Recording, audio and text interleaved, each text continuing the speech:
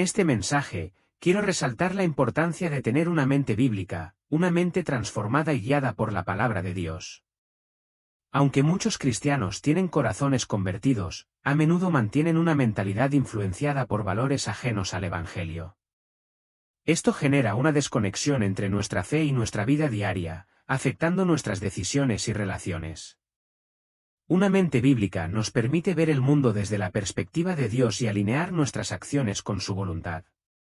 Para desarrollarla, necesitamos sumergirnos en la lectura de la Biblia, orar con constancia, rodearnos de creyentes fieles y practicar la autoevaluación, identificando y corrigiendo valores que no reflejan la verdad de Dios.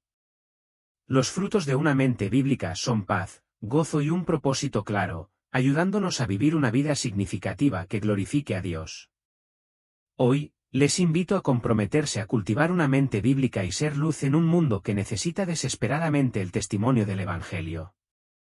Pastor Miguel Núñez, su enseñanza sobre la importancia de una mente bíblica fue profundamente reveladora y transformadora. La claridad con la que explicó cómo alinear nuestros pensamientos con la palabra de Dios nos desafía a vivir una fe auténtica y coherente en todos los aspectos de nuestra vida. Gracias por su sabiduría y por guiarnos a reflexionar sobre nuestras actitudes y valores. Que Dios continúe usándolo para impactar tantas vidas con mensajes tan necesarios. Esa mente bíblica o la ausencia de esa mente bíblica, yo no sé si a cada uno de nosotros nos preocupa como a mí me preocupa, pero a mí me preocupa de manera extraordinaria y pesa en mi corazón. Y la razón por la que me pesa es porque continuamente, yo no sé si diariamente, pero pudiera ser diariamente, yo me encuentro con situaciones de individuos que conocen a Dios. Ni siquiera estoy hablando de personas que se llaman cristianas y que no lo son.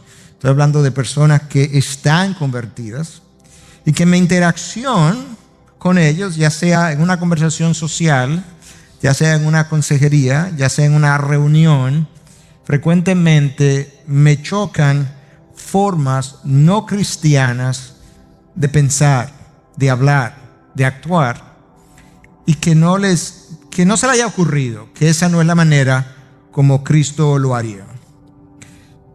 La mayoría de las veces nosotros nos choca o nos llama la atención que un cristiano diga que anoche vio pornografía, y debe chocarnos eso. Pero honestamente yo no estoy hablando de eso esta noche, porque eso ocurre y ocurre en un grupo de personas dentro del mundo cristiano. Yo estoy hablando de un problema que es mucho más generalizado. Estoy hablando del estudiante que va a la universidad o al colegio y que es cristiano convertido. Estoy hablando del profesional que ejerce su profesión, y si nosotros viéramos su ejercicio y vemos el ejercicio de un profesional igual a él, no vemos ninguna diferencia.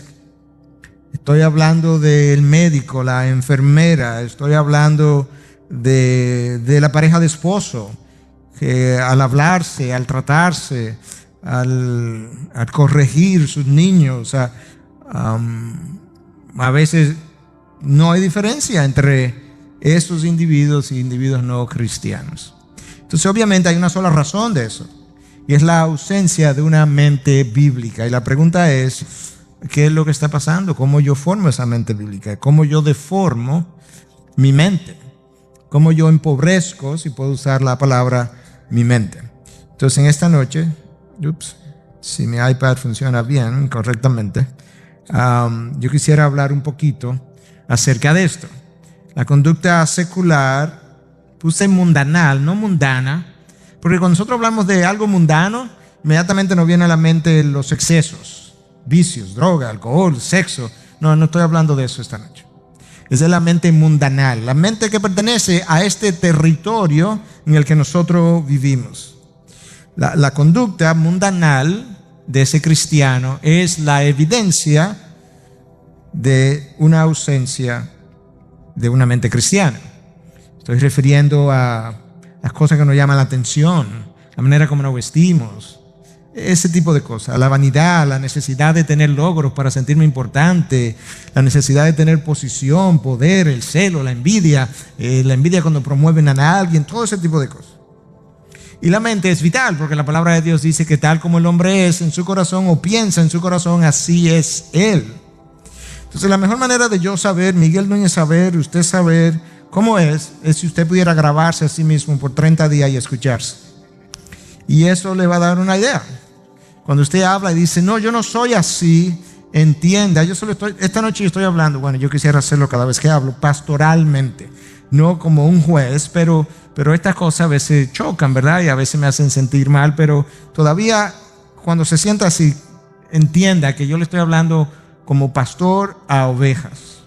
Cuando yo digo algo y luego digo, yo no soy así, no, eso contradice la Biblia. La Biblia dice que de la abundancia del corazón habla la boca. Dios ha permitido que salga de mi corazón como yo hablo para que yo conozca mi corazón. Dios me está haciendo un favor.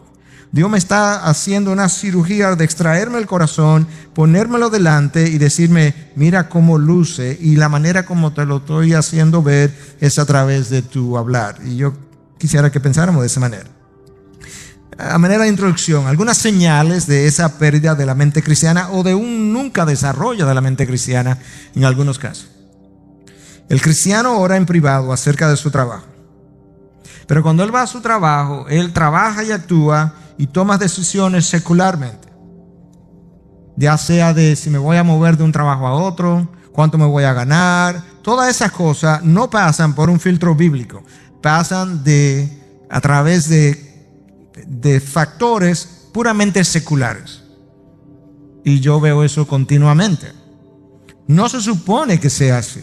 No se supone que yo tenga un pensamiento que no haya pasado, no haya sido filtrado, o quizá lo tengo, pero lo hago filtrar, sobre todo para toma de decisiones a través de la Biblia. En el trabajo, por ejemplo, ese mismo cristiano que está orando por su trabajo, él va y piensa en eficiencia. Las cosas tienen que ser más eficientes, tiene que haber más ganancia. Esto está saliendo muy caro, pero no hay una preocupación ética por si al reducir, por ejemplo, costos, yo estoy quedándome con salario del trabajador o no estoy prestando atención a condiciones de ese trabajador que debiera estar prestando. No nos preocupa eso. No nos preocupa del trabajador que trabaja con nosotros en la casa tampoco. No es contado en mi mente como parte de la ecuación. En el trabajo él piensa en términos de productividad y ganancia, pero la idea de qué forma en esta oficina, en este trabajo plenamente secular, yo puedo glorificar a Dios de la mejor manera. Y eso no implica que cada persona con la que yo entro en contacto le predico el evangelio. Bueno, sería bueno que pueda hacer algo de eso.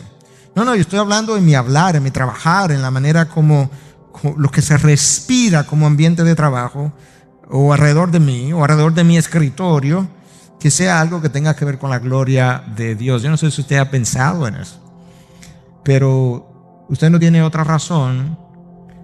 De hecho, desde que usted nació no tiene otra razón para respirar. La próxima respiración que yo voy a tomar no tiene razón si no es para glorificar a Dios. A todo aquel que yo he llamado, que he formado para mi propia gloria, que he formado en el vientre de la madre, ahí yo lo hice para mi propia gloria. Entonces, mañana, cuando usted se levante y vaya a trabajar, recuerde, cuando usted maneja, no tiene razón para manejar que no sea primariamente para que su manejo glorifique a Dios. O cuando llegue al trabajo, o cuando llegue esta noche a su casa. Una evidencia más de la ausencia de esa mente cristiana a todos los niveles. Este autor, Mark Noll, es uno de los historiadores contemporáneos cristianos. Y él escribió un libro en el año 94, yo vivía en Estados Unidos todavía, que se llamaba El escándalo de la mente evangélica. Y el escándalo de la mente evangélica es que no hay una mente evangélica. Así comienza él en la introducción. El escándalo de la mente evangélica es que no hay una mente evangélica. Y él, como intelectual al fin, se estaba refiriendo a otra área de la sociedad, pero quería traerlo para que entienda que esto va de tope a fondo. Se estaba refiriendo al hecho de que los cristianos se han retirado de las universidades, de las instituciones, de las esferas gubernamentales, porque la sociedad al cristiano no le interesa. Eso no es la mente, nunca fue la mente de los reformadores, no fue la mente de los puritanos, que son los dos grandes grupos hacia atrás, hacia donde nosotros miramos y decimos, Para ellos no había una esfera de la sociedad secular, eso no existe. Para ellos toda la vida era sagrada. Y para ellos también, como Cristo ejercía señorío sobre toda la sociedad, no había un área de la sociedad que ellos entendieran que no debía ser influenciada por un pensamiento cristiano. Quizá el mejor ejemplo lo ofrece Estados Unidos en sus principios. A las primeras 123 universidades, 123 de las primeras 126 universidades fueron todas fundadas por cristianos. Pero no nos interesa la educación universitaria que tenga una filosofía cristiana. Eso se lo dejamos al mundo, que corrompe la mente de nuestros hijos, y luego nos quejamos de la sociedad que corrompe la mente de nuestros hijos. Pero ¿qué yo estoy haciendo para infiltrar esa sociedad? Yo mencioné algo de esto la vez pasada acerca del discernimiento espiritual. Si no tengo una mente cristiana, no puedo tener discernimiento espiritual. Y este es un texto que ya yo mencioné, pero lo uso para conectar con mi clase anterior, Isaías 5:13. Por eso va cautivo mi pueblo por falta de discernimiento. Pero la falta de discernimiento tiene detrás una ausencia de una mente cristiana. Yo tengo que formar eso, yo tengo que cultivar eso. Y una de las formas como eso se cultiva, yo tengo que reflexionar. Yo tengo que reflexionar acerca de todo en la vida a través de un lente bíblico. Nuestras conversaciones no pueden seguir siendo, fuera de lo que es un estudio bíblico, totalmente banales, frívolas, superficiales, porque la vida no es así. La vida es vivida así por la mayoría, pero no es así. La vida es extremadamente compleja, pero desde el ángulo de Dios representa una historia que está siendo escrita por la mente más profunda de todo el universo, calificada de insondable. Ese es el autor de esta vida. Y esta es una historia de redención escrita por él, y nosotros somos los actores de su drama. Y yo no puedo tener un drama de tanta magnitud e implicación como la mente que la está escribiendo, y como actor del drama vivirla en disparidad o en disociación con la profundidad del libreto que el autor está escribiendo. Es incongruente.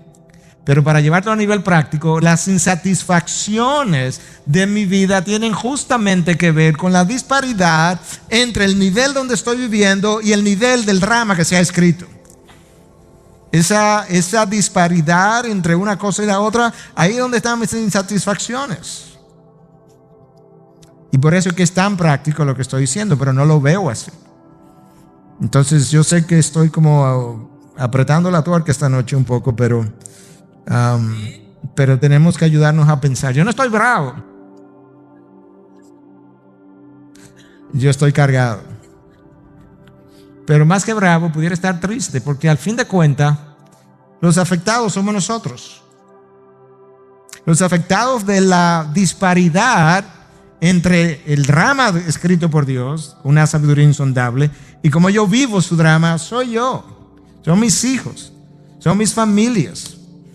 Entonces yo no hago nada con ponerme bravo, yo tendría que entristecerme en último caso, porque son las consecuencias que el pueblo de Dios vive. ¿Por qué no tenemos una mente bíblica? Isaías 44:19 comienza diciendo: ninguno reflexiona. Era otro contexto, pero yo no creo que eso es una historia distinta. Reflexiona. Si me va mal en un negocio, oye bien, digo esto porque ayer yo estaba con alguien hablando de esto y me contaba de que le fue mal en un negocio, y al final las consideraciones eran económicas. Eso no es una mente cristiana. A mí no me va mal como hijo de Dios por razones puramente económicas. ¿Dónde están las lecciones espirituales que Dios quiso enseñarme desde la elección del negocio? Está la inversión y la manera de manejarlo. De eso es que se trata. Todo lo que yo hago se trata de una imagen que Cristo está creando en mí. Dios me ha puesto, ¿verdad?, a dirigir con otros pastores esta iglesia.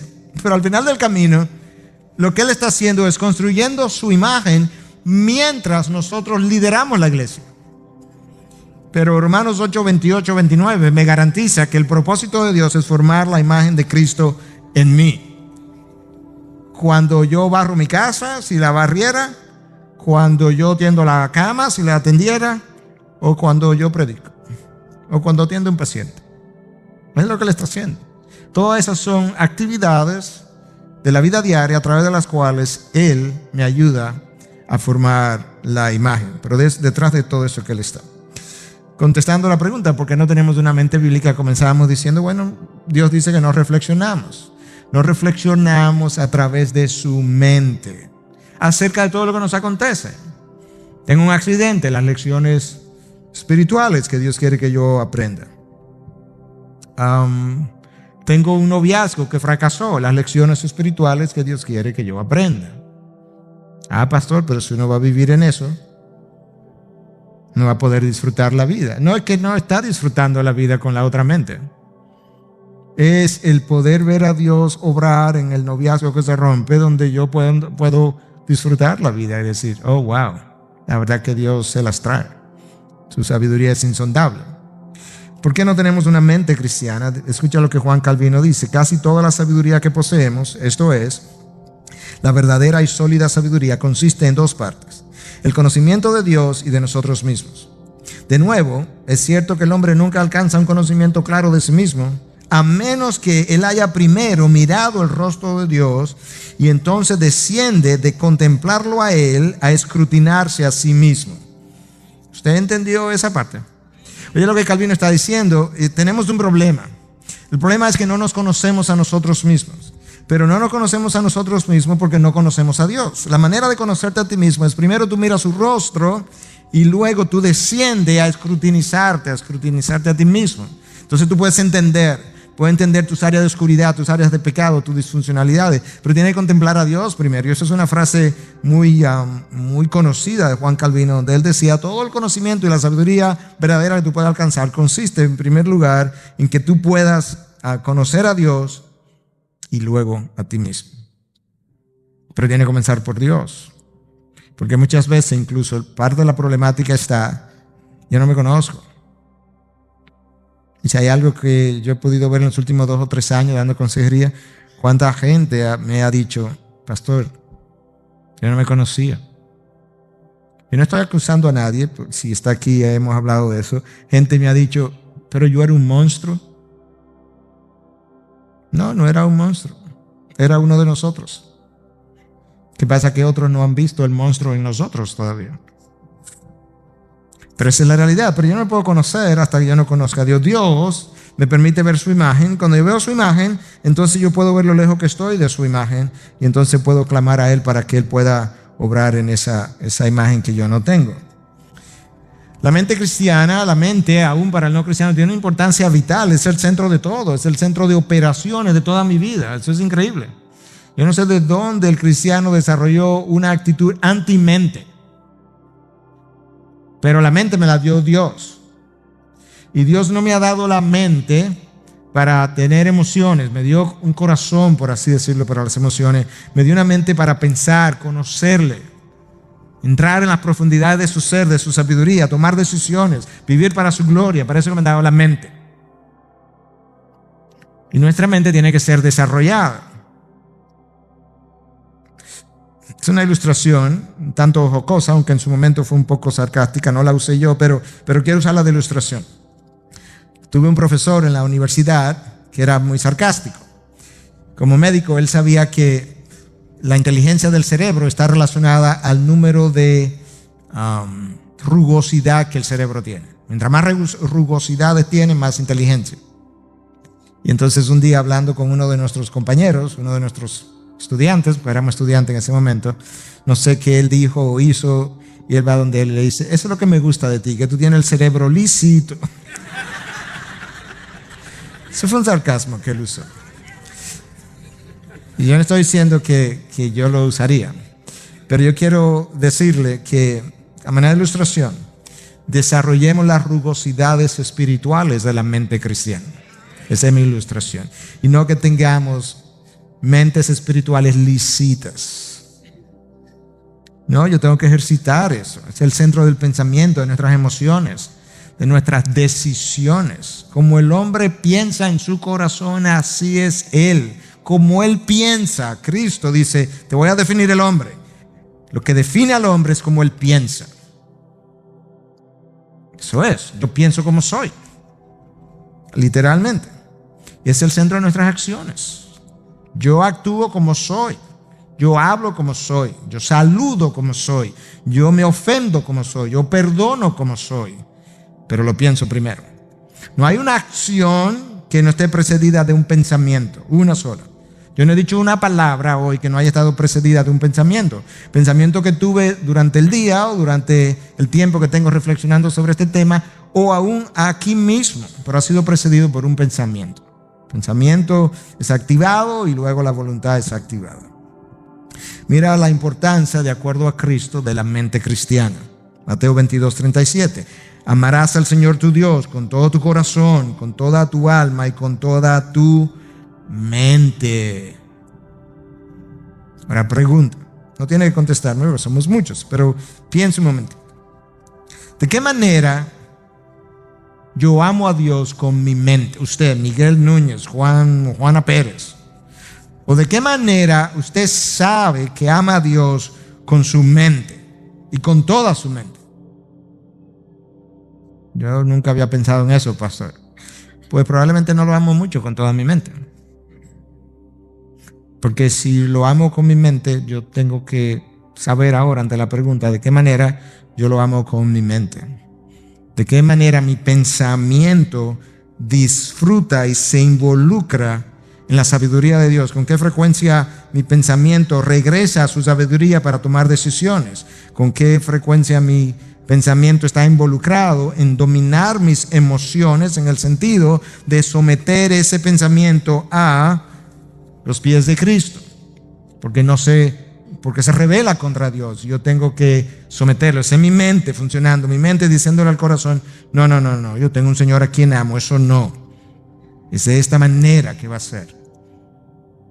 Entonces tengo que amarlo con mi mente tiene que disfrutar la reflexión de la palabra, tiene que disfrutar, no el oír la palabra 45, 50 minutos, una hora, es disfrutar la reflexión de la sabiduría que yo escuché. Disfrutar el poder hablar sobre esas cosas de manera social, en mi casa, cuando invito a alguien y demás. Nosotros tenemos un problema grave, y mi iPad también. La mente caída quedó en malas condiciones. Escucha cómo la palabra lo define. El entendimiento está endurecido, 2 Corintios 3:14. El entendimiento ha sido cegado, 2 Corintios 4:4. La vanidad de la mente. ¿Tú te imaginas lo que eso más o menos debe ser? La vanidad de la mente. Vanidad es sin sentido, vacío, sin propósito. Vanidad de vanidades. La mente con vanidad. Un entendimiento entenebrecido, repetido en Efesios 4:18, una mente carnal en Colosenses 2:18, una mente depravada en 1 Timoteo 6:5 y una mente embotada en Marcos 6:52. No muy bonito el cuadro, la descripción de la palabra de Dios con relación a la mente del hombre caído. De ahí es que el Espíritu de Dios tiene que sacarnos y cultivar eso. Él es el jardinero, pero yo tengo que hacer mi presentación de mi mente al jardinero para que él la cultive. Y si ni siquiera estoy al tanto de que mi mente necesita ser cultivada, el resultado no va a ser muy bueno. Martín Lutero, hablando de esta condición en su libro The Bondage of the Will, o La esclavitud de la voluntad, dice: debido al pecado original, nuestra naturaleza está tan torcida sobre sí misma a los niveles más profundos que ella no solo tuerce los mejores dones de Dios. ¿Escuchaste eso? Nuestra naturaleza tuerce los mejores dones de Dios hacia sí misma para disfrutarlos, como hacen los moralistas e hipócritas, sino que también ella más bien usa a Dios para obtener estos dones, pero ni siquiera conoce que en esta forma malvada, torcida, está buscando todo, incluyendo a Dios, solo para sí misma. Nosotros tenemos una tendencia y no lo sabemos, pero en consejería yo tengo que hacer ejercicio. Lo hice hoy en una ocasión con alguien. ¿De qué forma aquellas cosas buenas, cristianas, que alguien pudiera ver y verla como virtudes, yo le estoy haciendo, en último caso, para mi beneficio? Ejemplo, no estoy acusando a nadie, pero he revisado esto varias veces en consejería y varias personas me han dado la razón. Las esposas quieren orar juntos con sus esposos. Está muy bien. Nada de malo. Pero si tú haces un ejercicio en consejería con muchos, descubre que el orar junto con sus esposos y el deseo, en muchos casos, es un deseo de control, porque es otra manera de yo saber si mi esposo está bien o no está bien, cómo él ora o no ora, si quiere orar o no quiere orar, si anoche oró corto o oró largo, si oró muy espiritual o oró medio material. Y varias personas me han dado la razón hablando de estas cosas. Entonces ese deseo espiritual ni bueno es. Dios sabe lo que es. Dios sabe que es un mecanismo manipulativo, pecaminoso, para mi propio obrar y yo seguir siendo gerente general del universo. Yo no estoy diciendo como que estas cosas no están en mi naturaleza humana. Yo simplemente estoy diciendo o tratando de describir cómo somos. Esto es lo que Martín Lutero está diciendo cuando habla de que estamos tan torcidos que esa mente toma los dones de Dios y entonces está buscando todo, incluyendo a Dios mismo, para sí mismo.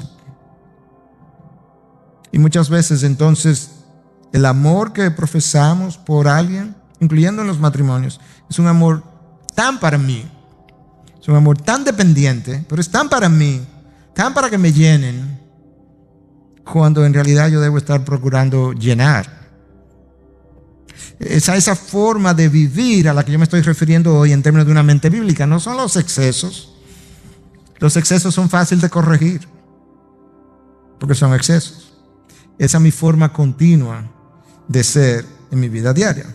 Juan Calvino: esta perversidad nunca cesa en nosotros. Wow. Nunca cesa. Ahora Calvino me la puso peor. Sino que continuamente produce nuevos frutos. Las obras de la carne que ya hemos descrito, justo como el horno ardiente que produce llamas y chispas, o el agua que incesantemente brota de un manantial, porque nuestra naturaleza no solamente está destituida de todo bien, sino que es fértil y fructífera de todo tipo de maldad, que no puede estarse quieta. Cualquier cosa que esté en el hombre, desde su entendimiento hasta su voluntad, desde su alma hasta su carne, han sido corrompidas. ¿Cómo batallamos con eso? Cultivando una mente bíblica, conociendo más a Dios. Esta cosa, lo que Calvino está diciendo, no es que no se pueden mejorar, sino que continúan permeando mi ser o mi vida, pero ellas se fortalecen en la medida en que yo no contemplo la sabiduría de Dios, en la medida en que no me expongo a su sabiduría, en la medida en que Dios no cultiva en mí esas cosas, debido a mi falta de exposición al abono de la palabra, de falta de mi exposición a lo que es su ser en oración, en adoración, en reflexión con Él. A eso que nos estamos refiriendo en esta noche. Tengo que renovar la mente. Entonces, ¿cómo la renuevo? La mente tiene que ser educada. La palabra educa la mente. Sermones educan la mente. Libros educan la mente. Charlas educan la mente. Pero tengo que intencionalmente educarla. La palabra de Dios nos manda a renovarla. Yo tengo que reemplazar lo aprendido. ¿Cuántas cosas aprendidas mal? ¿Cuántas cosas de obrar? Le voy a decir la forma natural de la carne obrar. Y esas cosas permanecen muchas veces por muchos años en nosotros y muchas veces muy fortalecidas. Mentiras. Falta de transparencia. Manipulación. Manipulación de todos los colores posibles. Yo hablaba con alguien recientemente y le decía: ¿no te has dado cuenta que te has automanipulado? ¿Te imaginas que yo pueda automanipularme? O sea, yo me autoengaño. Y cuando me autoengaño, hago cosas que me convencen de lo bien que estoy. Y son cosas que no están bien, ni yo tampoco. Pero cuando aparecen en mí, me dicen a mí que estoy bien. Nos automanipulamos. Yo tengo que resensibilizar la conciencia. Si yo me expongo a la mentira no es una gran cosa. Si yo me expongo a la violencia en televisión o la sensualidad cuando la veo, no es una gran cosa. Cristianos me han dicho a mí: Bueno, ¿pero qué uno hace? Porque todas las películas están llenas de sensualidad. En otras palabras, me lleno de sensualidad porque yo no puedo vivir sin película. Bueno, no de toda película vive el hombre. Yo tengo que reorganizar las prioridades. ¿Cuántas prioridades trastocadas? ¿Con cuántas prioridades trastocadas nosotros entramos al reino de los cielos? La prioridad número 10 en la número 4. Porque a veces pensamos, bueno, si Dios está en el primer lugar, que muchas veces pensamos que está, pero no está. Bueno, ya recibí al Señor, ya lo proclamé, ya verdaderamente nací de nuevo. En un sentido, Dios está en primer lugar, en un sentido. Pero el resto de mi mundo, la prioridad número 20 está en el número 10, la prioridad número 5 está en la número 2. Yo tengo que arreglar todo eso. Y es ese desarreglo de prioridades lo que crea todas mis consecuencias, todas mis heridas, todas mis insatisfacciones, toda mi falta de gozo, todas mis divisiones, todas mis iras, todo eso. Cuando el hombre interior está priorizado, conforme a la palabra de Dios y el Espíritu de Dios han ido organizando, entonces mi vida luce de otra manera. Romanos 12:2, y no os adaptéis a este mundo, sino transformaos mediante la renovación de vuestra mente. ¿Y cómo me ayuda eso? Escucha, para que verifiquéis cuál es la voluntad de Dios. ¿Y cómo es la voluntad de Dios? Para que la voluntad de Dios te pueda saber a buena, agradable y perfecta. Tú ves lo práctico que es esto. Tu mente necesita ser renovada, no se puede adaptar a los patrones de este mundo. La palabra mundo es A-I-O-N, aion. Implica este siglo, esta era y cada era. El hombre no la vive conforme a la sabiduría de Dios. Los diseñadores y los que hacen películas en Hollywood no lo hacen conforme a la mente de Dios. Todo lo que la era de cada momento respira es contrario a la palabra de Dios. Y por eso es que el texto me está llamando a que no me adapte, que no deje que el mundo me le dé forma a mi mente. Eso es como J.B. Phillips lo traduce en su Biblia. No permita que el mundo te dé su forma, te adapte a su molde. Entonces, ¿qué hago? Tienes que transformar tu mente. ¿Y para qué me va a servir eso? Para que tú puedas verificar cuál es la voluntad de Dios. Yo tengo dificultad en conocer y saber y encontrar y descubrir la voluntad de Dios muchas veces porque mi mente no está transformada. Y mi mente no transformada, cuando está viviendo una situación o está en una bifurcación donde yo tengo que tomar una decisión, yo no puedo ver cuál es la voluntad de Dios porque mi mente no está ahí. Mi mente está aquí, atrás. Y como la bifurcación está adelante, mi mente está atrás, yo no sé lo que voy a hacer. Pero a Dios le encanta que yo conozca su voluntad, tanto la revelada en su palabra como la que yo necesito en el día a día. Yo no puedo obedecer si no conozco su voluntad. Dios no está tratando de esconderme su voluntad. Y yo necesito entonces, para transformar mi mente, tengo que reemplazar mis valores a todos los niveles, a nivel de la familia, a nivel del esposo, a nivel de la esposa, a nivel de la educación, a todos los niveles. Hay aquellos que llaman al bien mal y al mal bien, que tienen las tinieblas por luz y la luz por tinieblas, que a lo amargo le llaman dulce y a lo dulce amargo. Esos valores, como vamos a hablar en un momentito, yo los recojo por la vida. Los malos valores yo no necesito ir a la universidad para recogerlos. Usted nunca ha cogido un curso de malos valores, ni su hijo tampoco.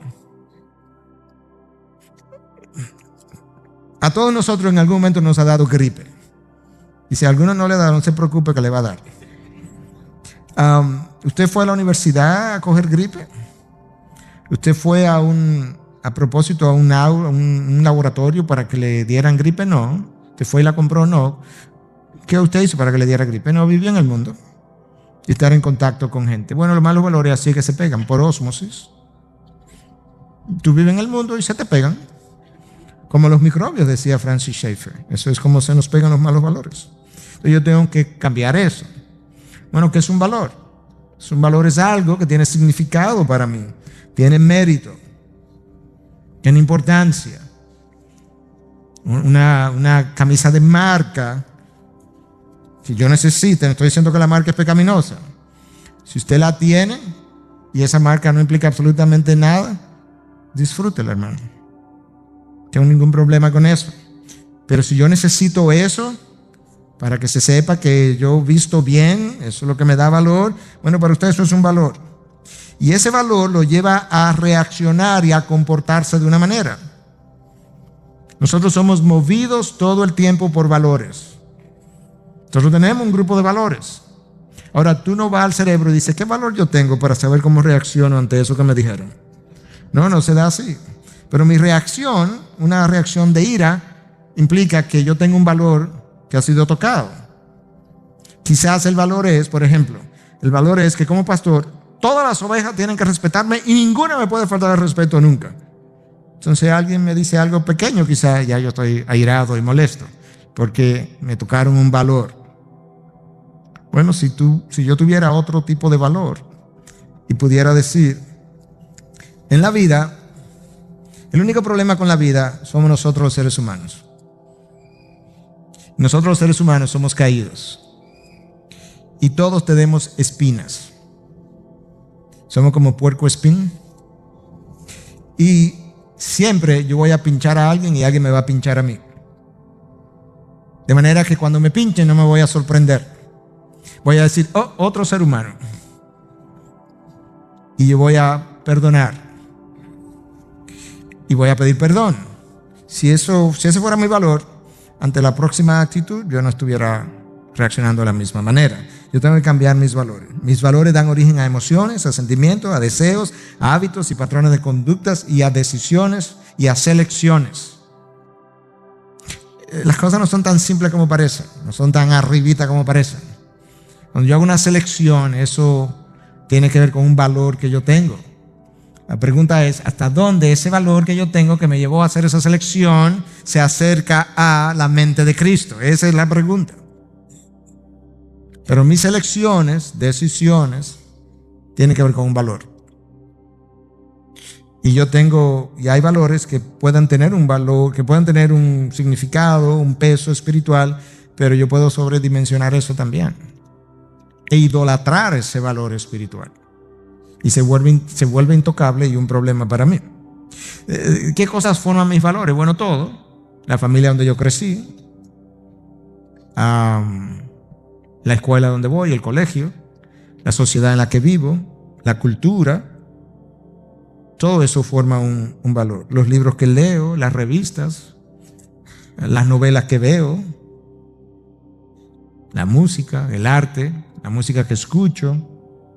Si hay algo que ha estado surgiendo últimamente y que está de acuerdo con la Biblia en realidad, pero que hoy lo podemos ver en medicina, es la neurobiología. De qué manera el cerebro es tan maleable, literalmente, de manera que todos los impulsos que yo recibo dejan una huella en mí, no son neutros. Hasta el punto que los impulsos negativos que yo recibo afectan la manera como mis células se unen a nivel cerebral. Por eso es que ciertos cambios de conductas adquiridos durante los primeros 21 años de la vida luego son tan difíciles de cambiar. No es simplemente, eso es pecado y cámbialo. Sí, son pecados. Sí, claro que cambiarlo y solamente Dios puede hacerlo. Pero sabes que las cosas no son tan sencillas como esa. Yo he deformado la manera como mis células cerebrales están unidas, y eso para cambiar va a tomar tiempo ahora. Y eso es parte de las consecuencias de pecado acumulado en el pasado. Entonces los impulsos a los que yo me expongo, todos, modifican, es como una masilla. Tú le haces una masilla así y deja una indentación. Tú la presionas más fuerte y hace otra indentación más grande. Tú le pones 10 dedos y dejan 10 indentaciones. Imagínate así mismo, el cerebro es altamente maleable a los impulsos. Como yo me expongo, así respondo. Te expone mucho a la Biblia, eso deja una marca, pero deja una marca distinta, deja una marca favorable. Me expongo mucho a Dios, eso deja una marca, me deja una marca favorable. Pero me expongo a mala compañía, como la palabra de Dios dice, que corrompe las buenas costumbres, es porque están dejando marcas en mí que eventualmente influencian mi pensamiento. La música que escucha, los valores. Hay mucha música que yo le he prestado atención, no tiene nada de vulgar, pero es idolátrica de la otra persona. No puedo vivir sin ti. Bueno, ese es Dios José ahora, o diosa Catalina. No puedo vivir sin ella. Y no creemos esas cosas. Francis Schaeffer, vamos acumulando nuestros valores como gérmenes o microbios por las calles de la vida. Eso es como es. Entonces, el que anda con cojo al año cojea.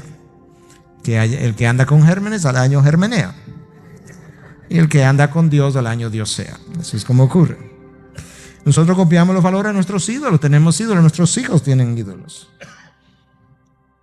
Justin Bieber, Shakira, Madonna, Michael Jackson, toda esa gente.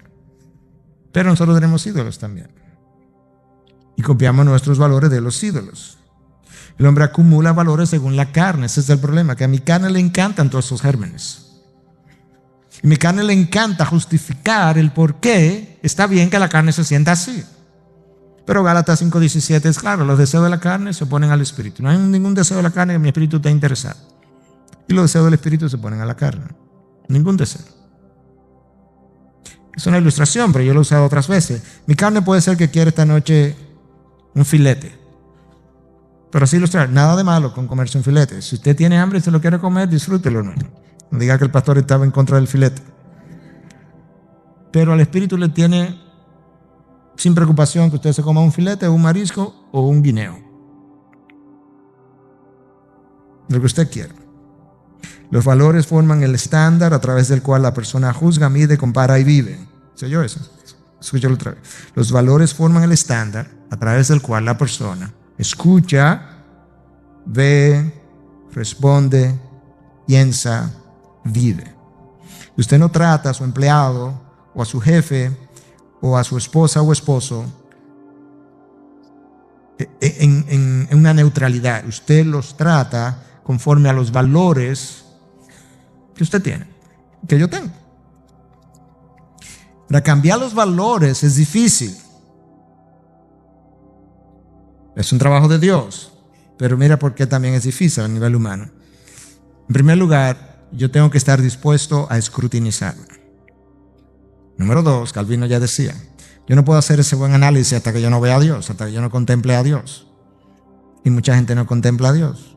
Mucha gente lee la Biblia, hace un devocional, lee algo predigerido, pero no contempla a Dios. Yo tengo que contemplar a Dios.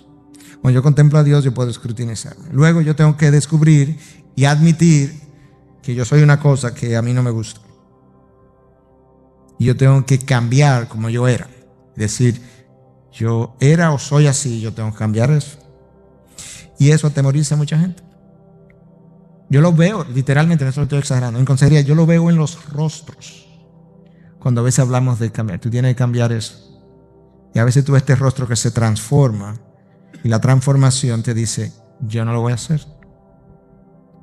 Pero no es una rebelión voluntaria, es una rebelión temerosa. Pero yo tengo que hacerlo porque el problema es que estoy donde estoy, yo quiero cambiar, pero como decía Einstein, decía que la locura es una manera de ilustrarlo. O una forma de locura. Hacer una misma cosa siempre y esperar resultados diferentes. Entonces yo tengo hoy en día 56 años. Quizás tengo 56 años haciendo una cosa de la misma manera.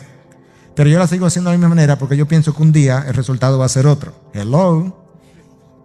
Ya yo tengo 56 años probando que no va a ser otro. Entonces yo tengo que buscar otra forma de hacerlo. Pero no se busque simplemente otra forma de hacerlo. Aprenda una forma bíblica de hacerlo. Y eso yo tengo que ir a la palabra y alguien también que me ayude a aprender. Cuando venimos a Cristo tenemos que reexaminar todos nuestros valores.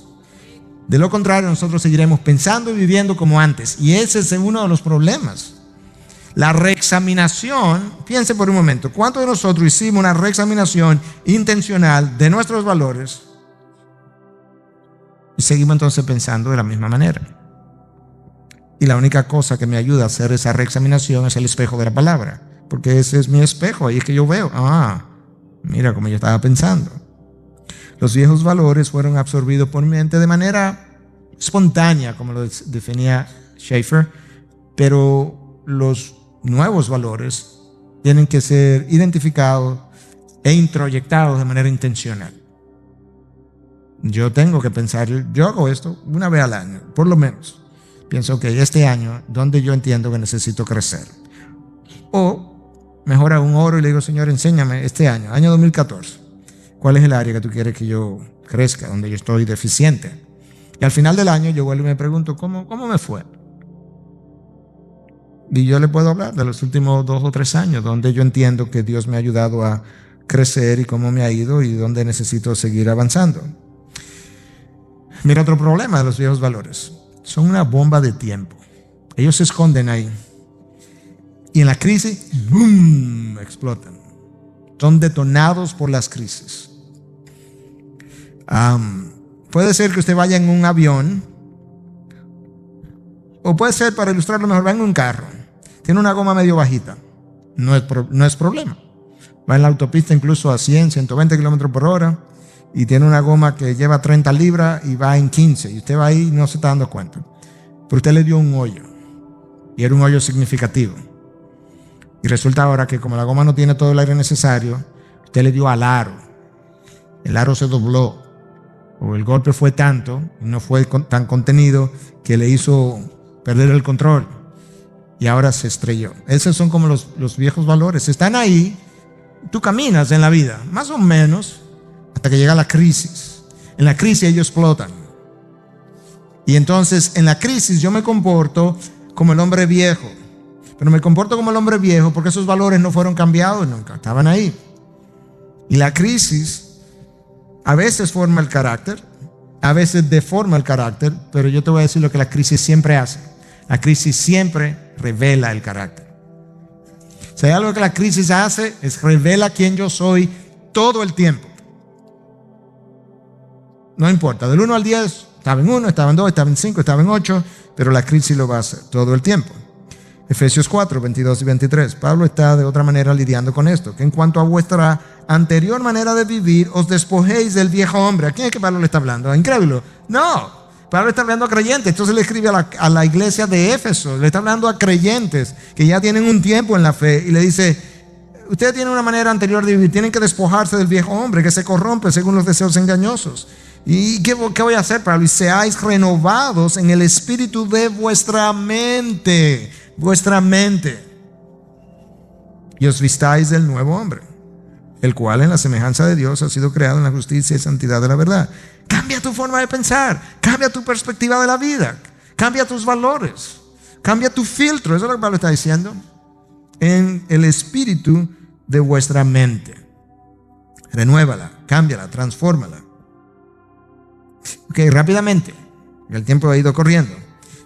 Y apenas estamos un poquito más de la mitad, pero no vamos a terminar, obviamente. Marcas distintivas de una mente cristiana. Algunas. Razona con una perspectiva eterna.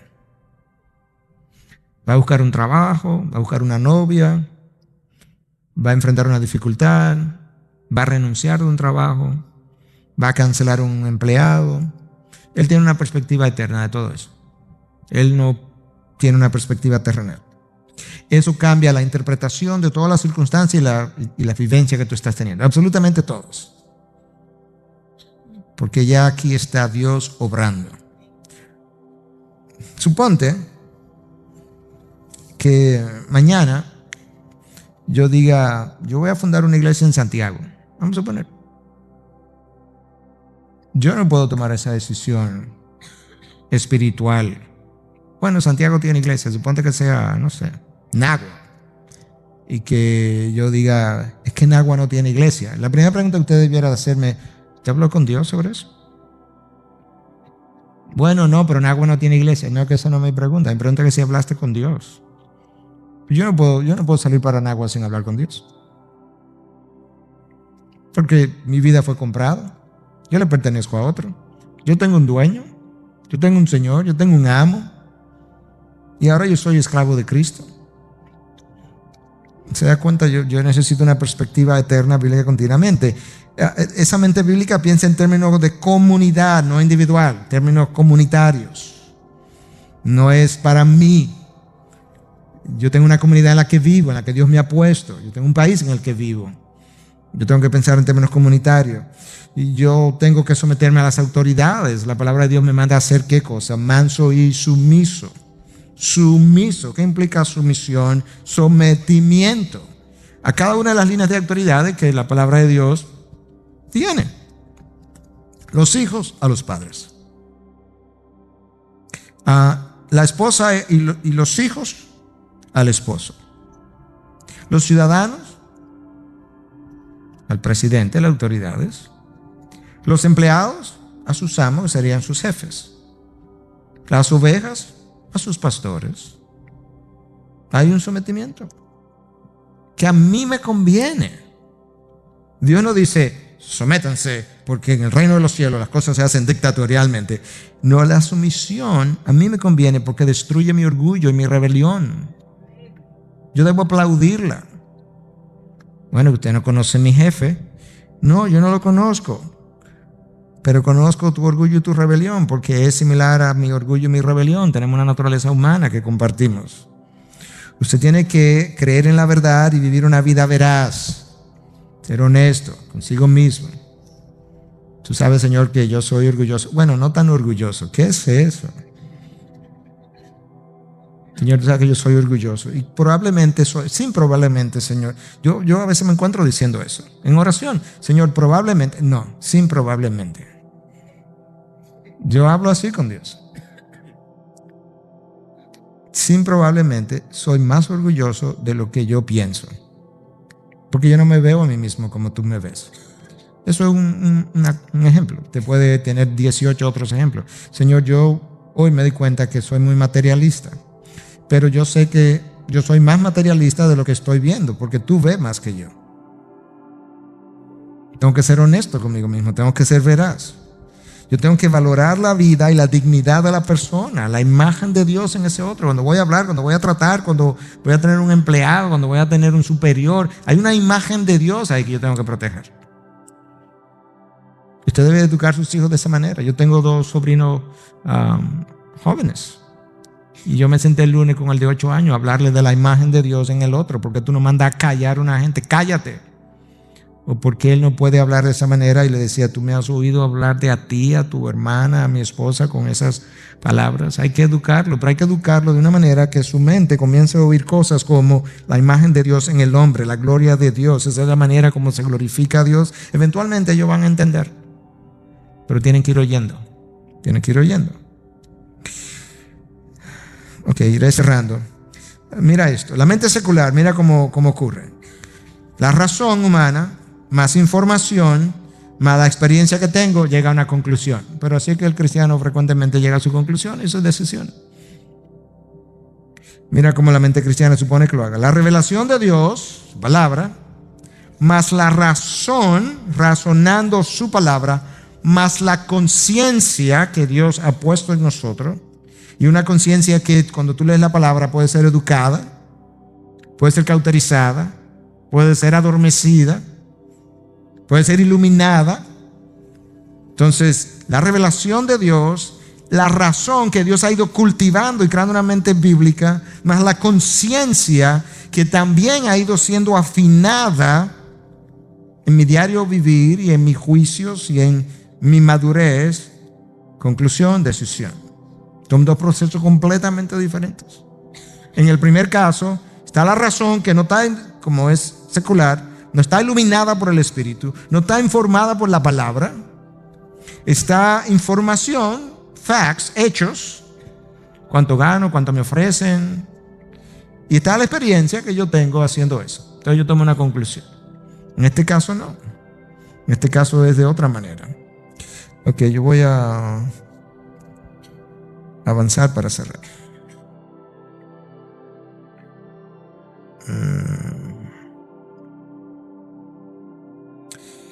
Bueno, quizás cierre con esto.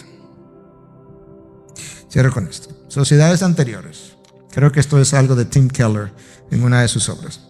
Decía, la sociedad poseía anteriormente una mente cristiana y una conciencia cristiana, aunque no tenía un corazón convertido. Vamos a pararme ahí para explicarlo.